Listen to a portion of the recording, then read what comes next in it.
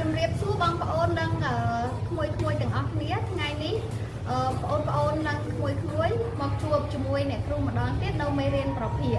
ហើយបងប្អូននិងក្មួយច្បាស់ជាធ្លាប់ស្គាល់ហើយថាប្រភេទមានទម្រង់ដូចម្ដេចហើយថ្ងៃនេះផងដែរអ្នកគ្រូនឹងលើកយកប្រមាណវិធីបូកនិងដកប្រភេទហើយបងប្អូនទាំងអស់គ្នាក៏ធ្លាប់បានដឹងថាតើការបូកដកប្រភេទហ្នឹងប្រភេទមានលក្ខណៈដូចម្ដេចចាប្រភេទមានលក្ខណៈពីរយ៉ាងគឺប្រភេទដែលមានភាពបែងដូចគ្នានិងប្រភេទដែលមានភាពបែងខុសគ្នាអញ្ចឹងថ្ងៃនេះបងប្អូនទាំងអស់គ្នានឹងជួបជាមួយអ្នកគ្រូនៅប្រមាណវិធីបូកឬក៏ដកប្រភេទដែលមានភាពបែងខុសគ្នាអញ្ចឹងសម្រាប់ប្រភេទទី1មាន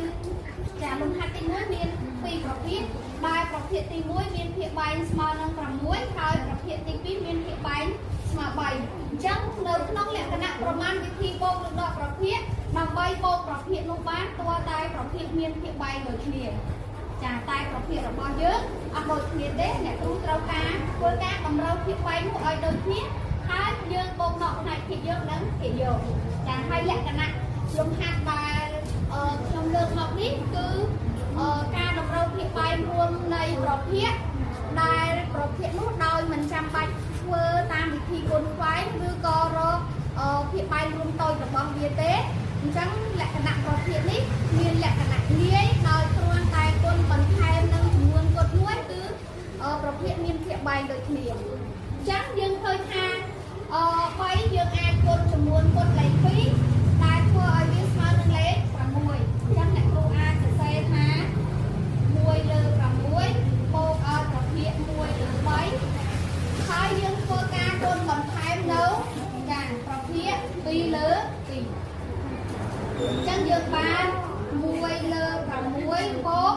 ចាអញ្ចឹងអានេះយើងអនុវត្តប្រមាណវិធីគុណប្រភេទមកយើងគុណភាគយកនិងភាគយកភាគបែងនិងភាគបែងរួចហើយយើងយក1គុណនឹង2ស្មើ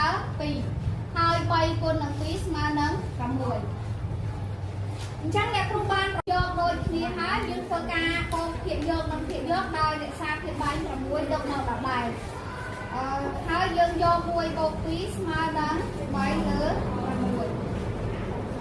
ហើយយើងមើលឃើញថា3និង6អាចសម្រួលបានដោយយក3ចែកនឹង3ស្មើ1 6ចែក3ស្មើ2បន្តទៀតអញ្ចឹងលំហាត់ខរបស់យើងប្រមាណវិធីបូកប្រភេទដូចគ្នាដែរដោយសារភាពបែងវាមានលក្ខណៈងាយក្នុងការតម្រូវភាពបែងឲ្យដូចគ្នាដោយគ្រាន់តែយកភាពបែង3គុណនឹងចំនួនគុណលេខ4ហើយយក4គុណចំនួនគុណលេខ3យើងនឹងទទួលបានភាពបែងរួមនៃប្រភេទដែលស្មើនឹង12អញ្ចឹងអ្នកគ្រូបាន1លើ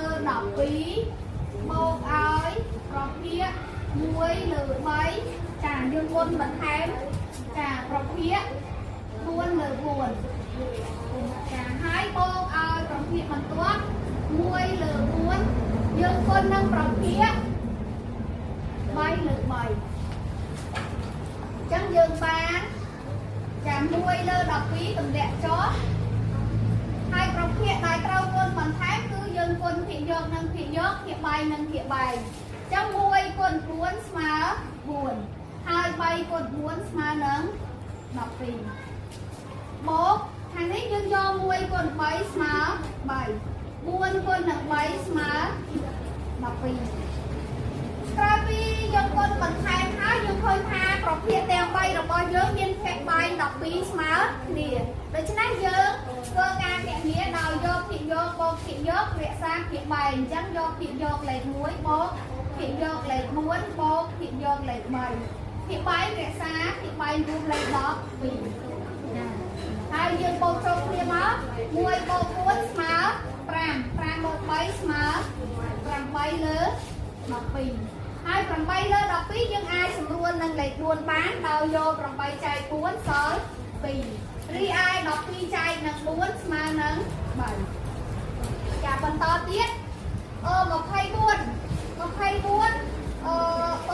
6អញ្ចឹងប្រភេទទាំង3មានភាគបែងខុសគ្នាក៏ប៉ុន្តែយើងអាចគុណនឹងមួយចំនួនទៅភាគបែងទាំង3ហ្នឹងគឺស្មើ24ដូចគ្នាដោយមើលឃើញថា3គុណឲ្យ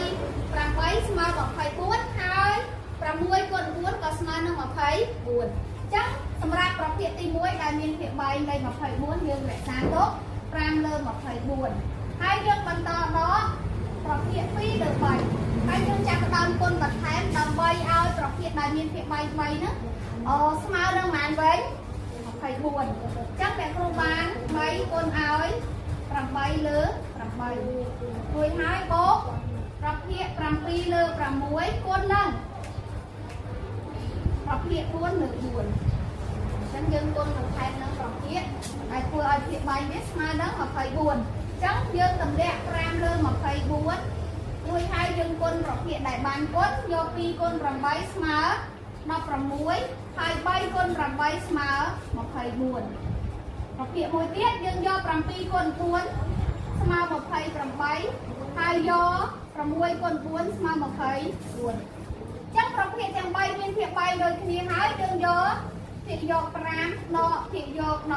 16បូកភាគយក28លើភាគ3រួម24អញ្ចឹងបើគិត5ដក16វាស្មើនឹងដក11ដក11បូក28ស្មើនឹង17ឬក៏ម្យ៉ាងទៀតដើម្បីឲ្យងាយស្រួលគិតយើងយក28ដក16ចេញសល់12បូក5ក៏ស្មើបានដែរ17លើ24តោះបន្តទៀត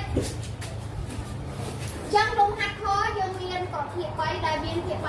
32 16និង4ចឹងយើងគ្រាន់តែយក16គុណនឹង2ស្មើ32ហើយ4គុណនឹង8ស្មើ32អញ្ចឹងយើងយកប្រភេទ2ដែលមានភាគបែងខុសពី32នេះគុណបន្ថែមដើម្បីឲ្យវាស្មើ32ហើយយើងទទួលបានប្រភេទដែលមានភាគបែងរួមស្មើនឹង32អញ្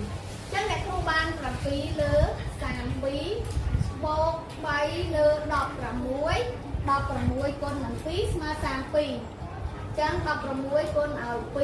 បូកចាដក3លើ4គុណឲ្យប្រភេទ8លើ8ចឹងអ្នកគ្រូទម្លាក់ប្រភេទ7លើ32ហើយធ្វើការគុណចំពោះប្រភេទ3លើ16និង2លើ2ចានេះបាន6លើ32ដក8 3ដង24លើ32ប្រភេទទាំង3មានភាគបែងដូចគ្នាហើយយើងធ្វើការបូកដកផ្នែកភាគយក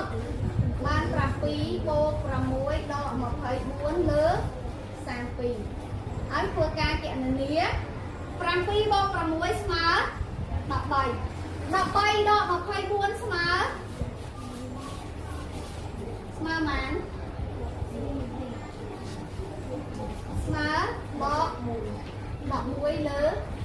32ចាអញ្ចឹងលេខនេះសម្រួលអត់បានទេចម្លើយវាប៉ុណ្ណាតោះបន្តទៀតយើងមានប្រភេទ3ដែលមានភាគបែងខុសគ្នាទៀតហើយតែភាគបែងរួមយើងយក36ព្រោះ6គុណ6ស្មើ36ហើយ12គុណឲ្យ3ក៏ស្មើនឹង36អញ្ចឹងយើងសន្មត់ភាគបែងរួមនៃប្រភេទលេខ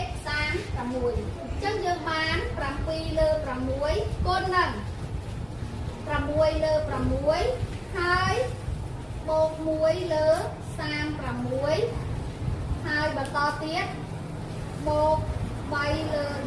12គុណឲ្យប្រភេទ3លើ3អញ្ចឹងអ្នកគ្រូធ្វើការគុណផ្នែកភាគយកបាន42លើ36បូក1លើ36បូក9លើ36យើងទទួលបានភាគបែង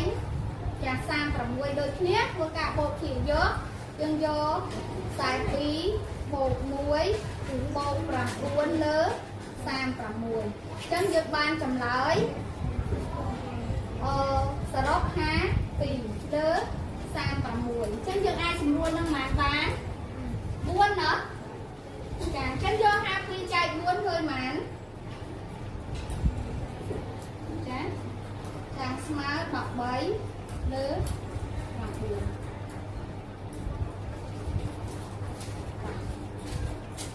យល់អត់តាកត់មកបង